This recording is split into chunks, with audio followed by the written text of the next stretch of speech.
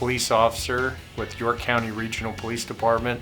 I've been employed there for 19 years and have been a patrol officer during that time. In 2019, I did cover for Officer Price. Interacting with people, I think that's one of my favorite parts about law enforcement, is that I get to interact with people.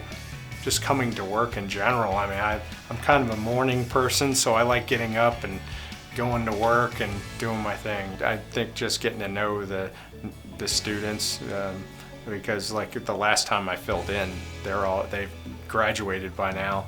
So getting to know some of the new students, seeing them throughout their day, and hopefully seeing them move on to graduate from York Tech.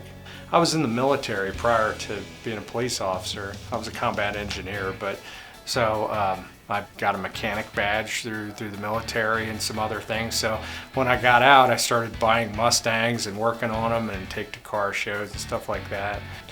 And it's kind of being at Tech is kind of nice because you get to see all the different stuff that they do in their auto body and working with motors and different things like that. It's pretty neat.